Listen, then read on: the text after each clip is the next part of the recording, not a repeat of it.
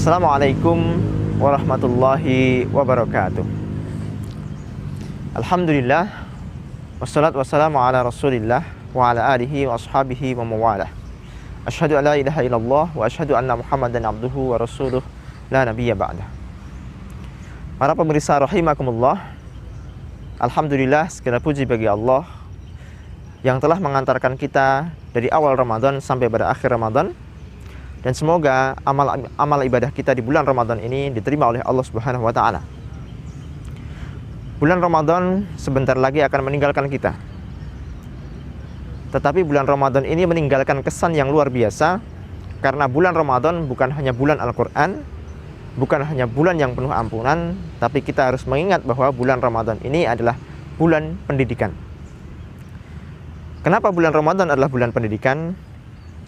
Karena ritual-ritual ibadah yang dilaksanakan di bulan Ramadan, baik itu puasa, sholat malam, tadarus Al-Quran, dan sebagainya, mendidik kita agar kita bisa melakukan sesuatu yang lebih baik, agar bisa menjadi orang-orang yang lebih bertakwa kepada Allah Subhanahu wa taala.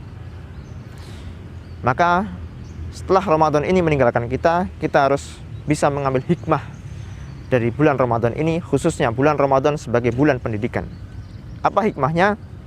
Yang pertama, bulan Ramadan ini mendidik kita untuk terus meningkatkan keimanan. Bulan Ramadan mendidik kita untuk mengasah keimanan.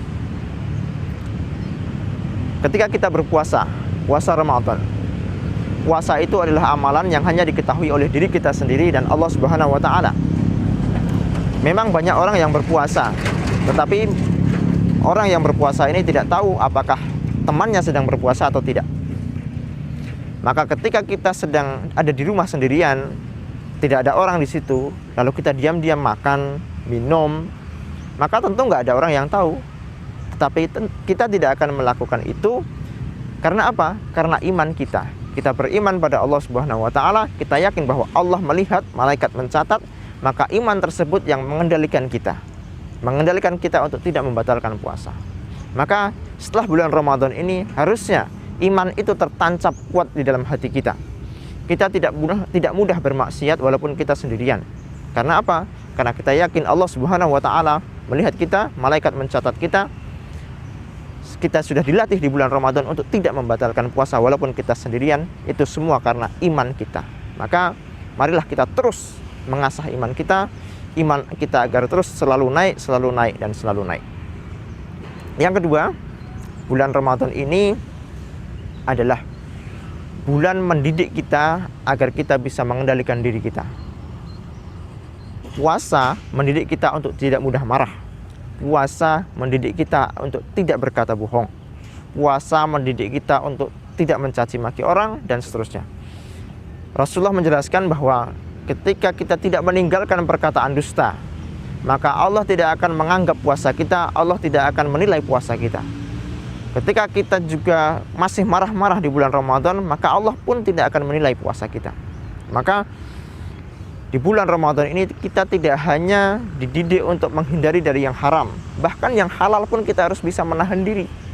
Kita tidak boleh makan, tidak boleh minum, padahal biasanya kita halal saja makan dan minum, tidak masalah. Maka ketika kita sudah terbiasa untuk menahan diri dari yang halal, maka kita di luar Ramadan harus terbiasa menahan diri dari yang haram. Kita tidak mudah bohong, tidak mudah marah, tidak mencaci orang, tidak menebar permusuhan, dan sebagainya. Yang ketiga, kita dididik untuk peduli dengan lingkungan kita. Kita di bulan Ramadan ini ditutup dengan zakat fitrah. Selain itu kita juga dianjurkan untuk berinfak, memberi makan, berbuka kepada orang yang berpuasa, bersedekah, dan sebagainya. Kita ikut merasakan penderitaan orang-orang yang tidak punya makanan, bagaimana mereka lapar, bagaimana mereka haus, kita pun merasakan itu. Maka setelah bulan Ramadan ini meninggalkan kita, kita harus terbiasa untuk berbagi dengan sesama, peduli dengan sesama. Harta yang dititipkan kepada kita tidak hanya untuk diri kita sendiri, tapi ada untuk keluarga kita, tapi juga ada untuk fakir miskin, anak-anak yatim, dan sebagainya.